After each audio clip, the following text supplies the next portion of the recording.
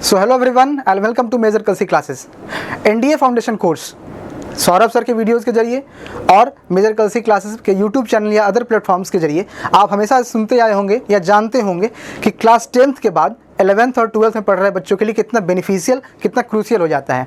But NDA foundation course क्यों इतना crucial हो जाता है? सौरभ सर क्यों कहते हैं कि क्लास 10th के बाद पढ़ रहे सभी बच्चों को इस कोर्स से जुड़ना चाहिए? क्यों एनडीए पहले अटेम्प्ट में क्लियर करना जरूरी हो जाता है?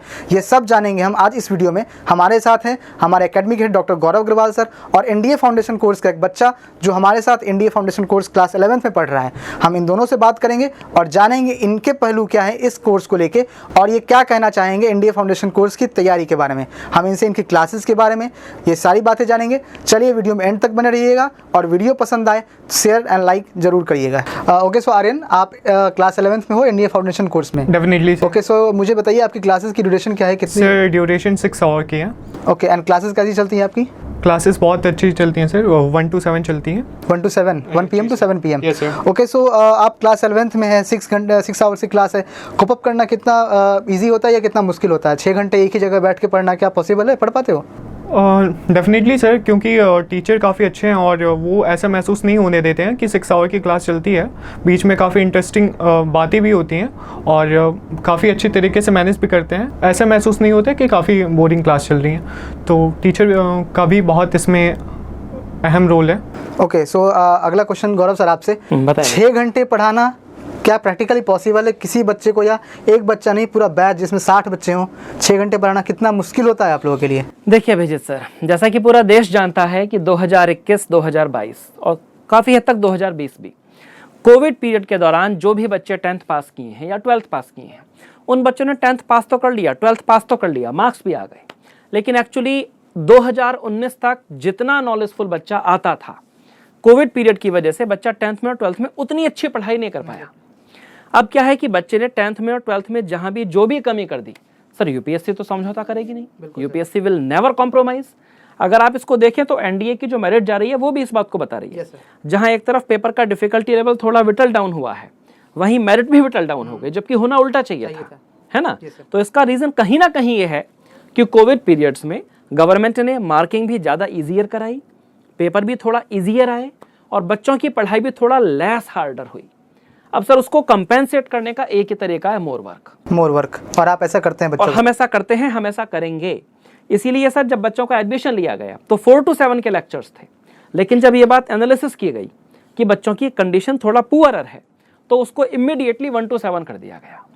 अब बच्चे 45 मिनट के 8 पीरियड पर डे अटेंड करते हैं। हालांकि लॉन्ग ड्यूरेशन है, तो इस लॉन्ग ड्यूरेशन में 11th के बच्चे छोटे से होते हैं, बड़े मासूम से बच्चे होते हैं, तो इस लॉन्ग ड्यूरेशन में बच्चों को एक ब्रेक भी दिया जाता है 10 मिनट 15 मिनट का, ताकि वो अपना कुछ रिफ्रेशमेंट ले सकें, कुछ खा सकें और अपनी एनर्जी को रीगेन कर सकें। ओके सर, इसी सीरीज में आपसे एक और क्वेश्चन पूछूंगा। डेली 6 घंटे क्लास में क्या पढ़ाते हैं बच्चों को? देखिए सर, मैथ्स, फिजिक्स, जो बच्चा 11th में है, हमारे पास उसके लिए 2 टारगेट्स में होते हैं। पहली बात तो उसकी 11th 12th की पढ़ाई, मतलब उसके एनसीईआरटी। दूसरी बात एनडीए भी। अब जो बच्चा इस समय 11th में है, 2023 में 3 सितंबर को ये सारे बच्चे अपनी जिंदगी का पहला एनडीए देंगे। तो हम सर इनको 90 मिनट्स पर डे मैथ पढ़ाते हैं, 90 मिनट्स पर डे फिजिक्स पढ़ाते हैं, 90 मिनट्स पर डे केमिस्ट्री पढ़ाते हैं। 45 मिनट का एक लेक्चर इंग्लिश का इनका पर डे होता है।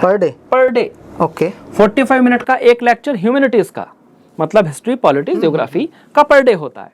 अब देखिए ह्यूमैनिटीज इनके बोर्ड में तो नहीं आना, क्योंकि ये मोस्ट ऑफ बच्चे पीसीएम ग्रुप के, लेकिन एनडीए को ध्यान में रखते हुए 2024 के अप्रैल वाला और 2023 के सितंबर वाला, उसको ध्यान में रखते हुए इन्हें ह्यूमैनिटीज पर डे पढ़ाया जाता है सर। ओके एक और चीज़ सर मैं जानना चाहूँगा आपसे, इवन सौरभ सर भी कहते हैं कि क्लास 10th के बाद सभी बच्चों के लिए NDA foundation course most beneficial हो जाता है। आप क्या सोचते हैं सर, जो बच्चा 10th के बाद आके एनडीए फाउंडेशन कोर्स में जुड़ता है और जो बच्चा 12th के बाद आके जुड़ता है, इन दोनों में क्या डिफरेंस आप देखते हैं? बहुत सिंपल सी बात समझिए, एक पर्टिकुलर मैग्नीट्यूड का काम करना है बच्चे को एनडीए क्वालिफाई करने के लिए। अब 10th के पास जो बच्चा आ रहा है, बच्चे के पास हमसे पढ़ने के लिए 2 साल है, हमारे पास बच्चे को पढ़ाने के लिए 2 साल है। लेकिन अगर वही बच्चा 12th पास करके आ रहा है तो पहली बात तो 2 चांस उसके खत्म, बिल्कुल चांस 6 में से बचे 4। दूसरी बात, अब उस बच्चे के पास जल्दबाजी है सिलेक्शन की और हमारे पास भी जल्दबाजी है उसके सिलेक्शन की।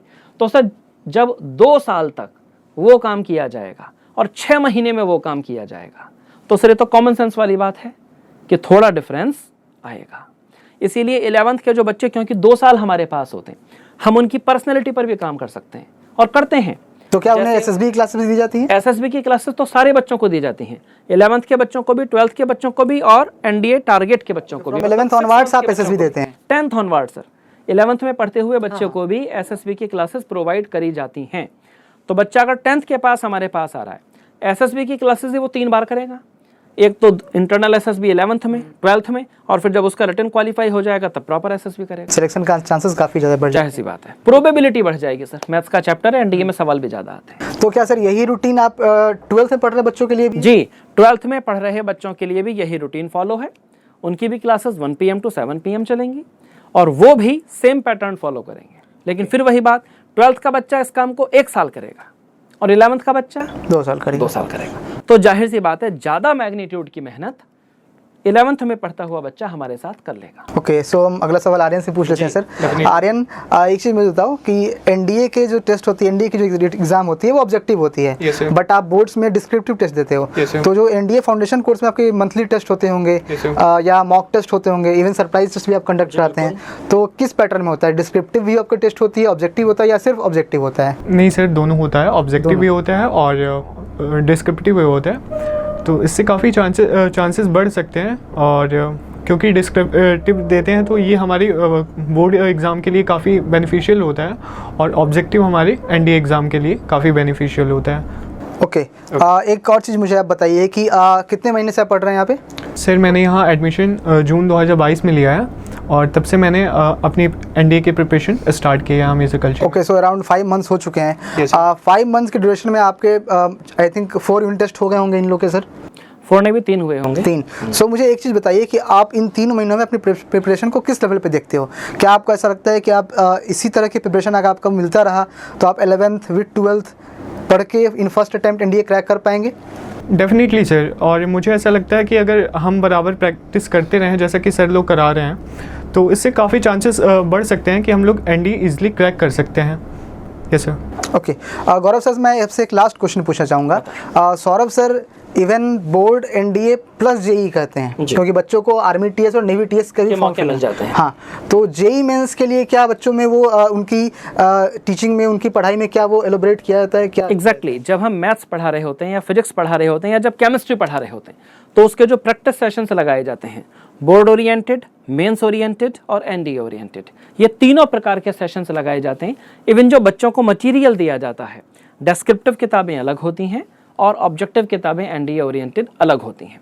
हमारी भी ये चाहत है कि बच्चे मेंस क्वालिफाई करें, so that technical entry scheme के तहत नेवी टीएस और आर्मी टीएस में उनको 1 साल में 4 एसएसबी का मौका मिले, डेफिनेटली मिले। अल्टीमेटली हमारा टारगेट, बच्चे का टारगेट कॉमन है। हम भी चाहते हैं वो कमीशन्ड हो, वो भी चाहता है वो कमीशन्ड हो। ओके, सो मतलब कोई बच्चा अगर 10th पास करता है, अगर उसका ड्रीम है एनडीए ज्वाइन करना, डिफेंस फोर्स से ज्वाइन करना, so NDA foundation must come to us as soon as possible. इससे बेटर कोर्स इस देश में उसको नहीं मिलेगा सर। आप भी ऐसा सोचते हैं? Yes sir, definitely. क्या लगता है एग्जाम क्लियर हो जाएगा NDA with good percentage of marks in board? Definitely sir.